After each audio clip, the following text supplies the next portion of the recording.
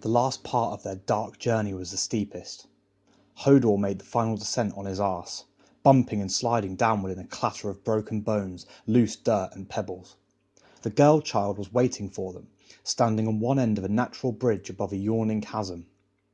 Down below in the darkness, Bran heard the sound of rushing water. An underground river. "Do we have to cross?" Bran asked, as the reeds came sliding down behind him. The prospect frightened him. If Hodor slipped on that narrow bridge, they would fall and fall. "No, boy," the child said. "Behind you." She lifted her torch higher, and the light seemed to shift and change. One moment the flames burned orange and yellow, filling the cavern with a ruddy glow. Then all the colours faded, leaving only black and white. Behind them, Mira gasped. Hodor turned. Before them, a pale lord in ebon finery sat dreaming in a tangled nest of roots, a woven weirwood throne that embraced his withered limbs as a mother does a child. His body was so skeletal, and his clothes so rotted, that at first Bran took him for another corpse, a dead man propped up so long that the roots had grown over him, under him, and through him. What skin the corpse lord showed was white, save for a bloody blotch that crept up his neck onto his cheek. His white hair was fine and thin as root hair, and long enough to brush against the earthen floor. Roots coiled around his legs like wooden serpents. One burrowed through his breeches into the desiccated flesh of his thigh, to emerge again from his shoulder.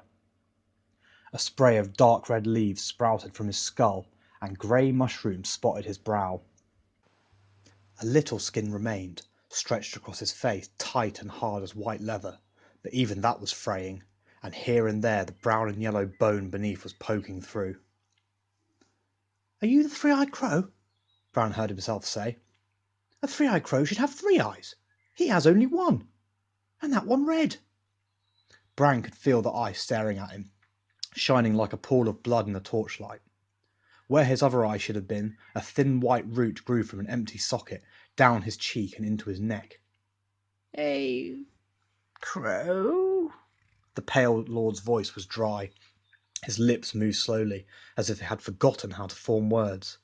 "Once, I, black of garb and black of blood." The clothes he wore were rotten and faded, spotted with moss and eaten through with worms, but once they had been black. "I have been many things, Bran.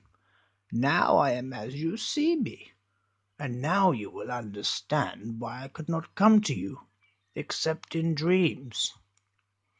I have watched you for a long time, watched you with 1,000 eyes and one. I saw your birth, and that of your Lord Father before you.